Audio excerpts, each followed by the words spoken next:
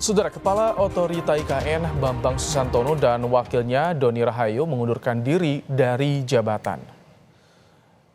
Menteri Sekretaris Negara Pratikno menjelaskan Kepala dan Wakil Kepala Otorita IKN menyerahkan surat pengunduran diri kepada Presiden Joko Widodo. Selanjutnya, Presiden menunjuk Menteri PUPR Basuki Hadi Mulyono sebagai pelaksana tugas Kepala OIKN dan Wakil Menteri ATR Raja Juli Antoni sebagai PLT Wakil Kepala OIKN. Pelaksana tugas Otorita Ibu Kota Negara Nusantara Basuki Hadi Mulyono berharap kepercayaan investor tetap tinggi setelah pengunduran diri Bambang Susantono dan Doni Rahayu sebagai Kepala dan Wakil Kepala Otorita IKN. Basuki bahkan optimistis Presiden Jokowi dapat mulai berkantor di IKN mulai Juli 2024. Hari ini aja Pak. Iya. Ya, karena kita kan Kalau kami, saya kira nggak ada masalah. Mudah-mudahan justru mempertinggi kepercayaan karena yang menggantikan menteri dan wakil menteri. Pak, berarti untuk rencana Presiden berkantor di IKN Juli akan tetap on schedule, Pak? Insya Allah kalau akhirnya masuk, Juli ini ada masuk. Sebelumnya Menteri PUPR Basuki Hadi Mulyono memastikan Presiden Joko Widodo akan berkantor di Ibu Kota Negara setelah instalasi air IKN selesai. Pengerjaan saluran air ditargetkan rampung pada akhir Juni atau awal Juli 2024. Basuki menjelaskan perkembangan pembangunan saluran air di IKN.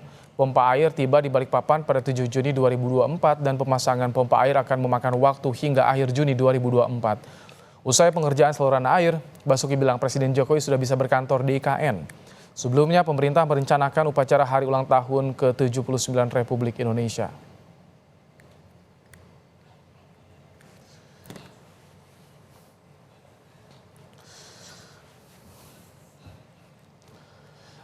Apa sebenarnya alasan dua bos Otorita IKN mundur di tengah rencana Presiden berkantor di Ibu Kota Nusantara? Saudara, kita akan bahas bersama Pelaksana Harian Deputi Kepala Staf Presiden Ali Mokhtar Ngabalin. Ada juga anggota DPR fraksi Demokrat dari Dapil Kalimantan Timur Irwan dan Direktur Eksekutif Lingkar Madani Rai Rangkuti. Selamat petang Bapak-Bapak. petang. Baik. Yang pertama ingin ke Bang Ngabalin. Bang Ngabalin, apa sih alasan bos IKN ini mundur? Ada infonya nggak Bang Ngabalin? Yang pertama saya klarifikasi dulu, kemarin memang PLT sekarang sudah ada di putih definitif. Ya. Oh, udah definitif ya? Saya juru bicara kantor staf presiden dan tenaga ahli utama KSP. Baik. Oke, bagaimana tadi pertanyaannya? Ya, apa alasan Bambang Susantono dan Doni Rahayu ini mundur dari IKN, Pak Ngabalin? Oke, apapun alasan atau bentuk pertanyaannya, pertama kita harus berikan apresiasi kepada kedua beliau yang luar biasa, ya, punya dedikasi kerja yang tinggi dan hari ini IKN telah mencapai 80 sampai memasuki 90%. Itu kerja nyata. Jadi kalau ditanya apa alasannya, tentu saya harus ingin menyampaikan bahwa ini menjadi satu keputusan yang sudah diambil oleh kedua beliau dan jangan lupa keputusan ini juga bukan keputusan yang datang mendadak, tetapi keputusan ini keputusan yang sudah juga dibicarakan, didiskusikan dengan Bapak Presiden dalam waktu yang cukup lama dengan Pak Seknek, sehingga mari kita lihat ini sebagai bagian yang tidak terpisahkan dari sebuah upaya. Memangnya kapan Pak Ngabalin diserahkan ini mundurnya tuh, resminya mundur itu kapan Pak? Wakil dan kepala dan wakilnya? Dibicarakan beberapa bulan yang lalu. Tapi seperti biasa kan kita tahu bahwa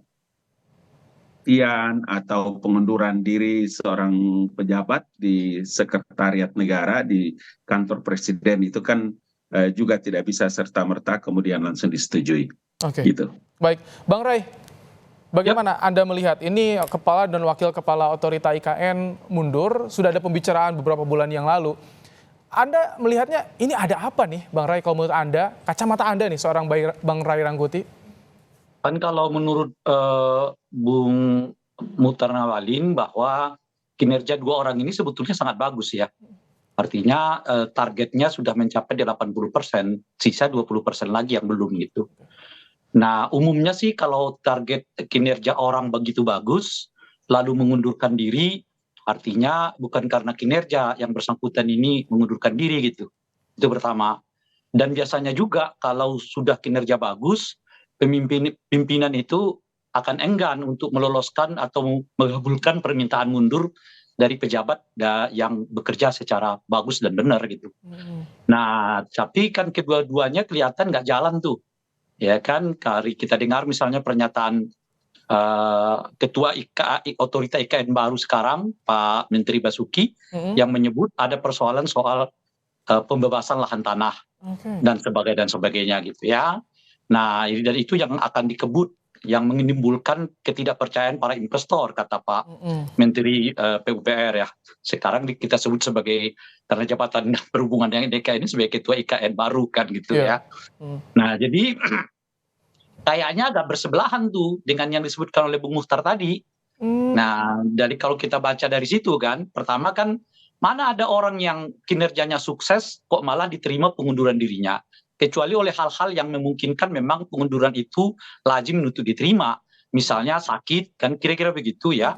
Atau yang bersangkutan menginginkan untuk... Ini bukan ada arah ke transisi pemerintahan atau Jokowi menyiapkan orang-orang baru. Ada arah ke sana nggak sih menurut Anda, Bang Ray? Ya, yang menarik itu adalah mencuatnya Ketua Otorita IKN yang lama mengundurkan diri itu setelah Saudara Ridwan Kamil dipilih oleh Presiden sebagai Ketua Kurator IKN. Kurator, iya. Ya, saya melihatnya ada semacam kerja yang tumbang tindih menurut saya itu. Jadi kurator ini kan sebetulnya adalah orang yang memberi semacam perizinan lah ya untuk melanjutkan satu program, satu visi atau satu apapun namanya terkait dengan pembangunan di IKN. Nah, mungkin ada semacam ketersinggungan ya menurut bahasa saya itu dari dua pejabat yang lama yang merasa kemudian tingkat sukses mereka seperti yang diklaim oleh Pak Muhtar Ngabalin kok seperti tidak diapresiasi gitu loh. Kalau kinerjanya bagus sampai tingkat kesuksesannya sampai 80%, ya untuk apa lagi kurator-kurator itu gitu loh kira-kira. Kan kurator ini kan seperti orang yang ingin mengevaluasi apakah satu proyek pembangunan ini tepat atau tidak gitu. Nah, itu diperkuat lagi oleh pernyataan Saudara Ridwan Kamil yang mengatakan bahwa salah satu sebab mengapa beliau dipilih oleh Presiden sebagai ketua kurator karena tidak ingin pembangunan di IKN itu dibuat dengan ecek-ecek gitu loh kira-kira. Saya sebelum ke Bang Irwan ya. Artinya mungkin ada soal yang saya sebut tadi ya, soal semacam ketersinggungan karena ada semacam kerja-kerja yang dianggap tidak profesional, yang dianggap ecek-ecek atau yang dianggap pada tingkat tertentu tidak dipercaya oleh Presiden gitu. Sebelum ke Bang Irwan, saya sedikit ke Bang Ngabalin. Tadi kayaknya ingin menanggapi juga soal ketika ada tumpang tindih disebutkan nama Ridwan Kamil. Bagaimana Bang Ngabalin? Tidak ada program strategis nasional yang dilaksanakan oleh pemerintah.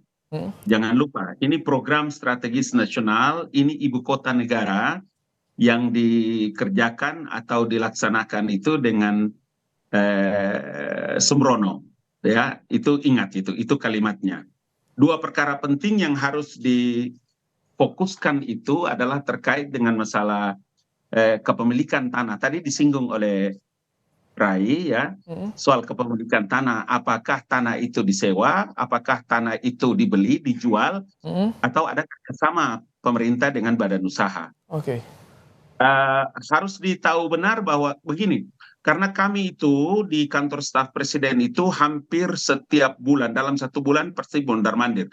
Kami buat KSP mendengar di sana atas perintah Jenderal Muldoko, kami datang mondar-mandir dan melihat status tanah, kemudian melihat investasi dan lain-lain sebagainya. Jadi kalau hubungan antara kepala otorita IKN dan wakil kepala otorita IKN dengan Bung Ridwan Kamil yang ditunjuk oleh Presiden, ini tidak ada sama sekali. Tidak ada hubungannya. Karena itulah maka kenapa saya tadi memulai dengan membicarakan ini bahwa komitmen Mas Bambang dan Mas Dhani dalam percepatan. Karena begini, posisi Pak Basuki dengan wakil Pak Raja Juli Antonio ini adalah untuk mempercepat pembangunannya. Sementara posisi Pak Bambang dan Mas Dhani, mantan wakil kepala otorita itu adalah orang-orang yang punya komitmen untuk ikut serta dalam mempercepat pembangunan IKN ini. Jadi dalam posisi ini bukan menjadi perkara yang harus diperdebatkan, tapi kalau Bung Rai karena kan beliau sahabat kawan saya. Saya kasih kesempatan Bang Irwan ya, Bang Abalin. Saya kasih kesempatan Bang Irwan. Bang Irwan, bagaimana tadi soal pembebasan lahan ini diduga ada masalah. Sebenarnya bagaimana sih dari Demokrat melihatnya soal pembebasan lahan ini, karena berkaitan juga dengan Mas Menteri nih, AHY soal pembebasan lahan di IKN ini. Ya, pertama-tama saya sebagai masyarakat Kaltim tentu menyampaikan terima kasih ya kepada Kepala Otorita IKN beserta Wakil Otorita IKN yang mana saat ini telah mengundurkan diri. Bagaimanapun pengabdian di awal sampai sekarang tentu mengawal IKN sampai dengan 80% progres juga cukup baik. Tapi sebenarnya kalau saya melihatnya bahwa ini tindakan yang tepat gitu kalau bicaranya percepatan, karena hampir sebagian besar pembangunan infrastruktur dasar IKN itu memang selama ini kami di Komisi 5 itu sebagian besar dilaksanakan oleh Kementerian PUPR. Jadi kemudian kalau langsung ditangani oleh Menteri PUPR untuk pembangunan infrastruktur dasar IKN ini udah tepat dan itu pasti akan tuntas.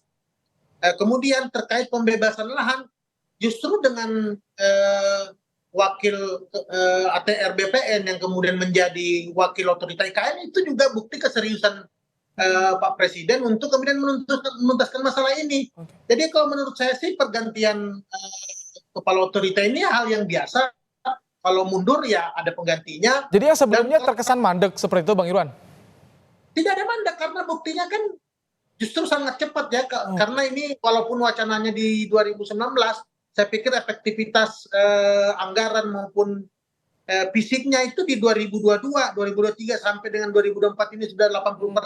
Saya pikir itu kita harus apresiasi ya pemerintah di sini. Tetapi kalau bicara mengenai permasalahan yang dihadapi, saya pikir kepala otorita IKN yang kemudian mundur tetapi mendapat tugas baru untuk percepatan kerjasama investasi dari asing internasional IKN itu juga saya pikir ini sangat-sangat biasa dan justru ini melihatkan keseriusan pemerintah, keseriusan Pak Jokowi. Anda lihat ini bisa sesuai target Bang Irwan pembangunan IKN ini? Bisa lebih cepat dari target ya kalau bicara misalnya untuk penggunaan upacara kemerdekaan ya 17 Agustus 2004, saya pikir tuntas. Besok akan diresmikan bendungan Spapus oleh PUPR. Tapi ini investor asing kan belum pada masuk nih, nanti pendanaannya bagaimana? Investasi kan 47,5 T ini per Januari 2024 nih. Benar. Masih kurang dari separuhnya nih. Justru kemudian kalau wakil otorita IKN-nya dari Kementerian ATR BPN, saya pikir justru masalah kepastian atas tanah ya di IKN ini justru bisa lebih fokus lagi. Dan itu memang yang diharapkan oleh pemerintah saat ini.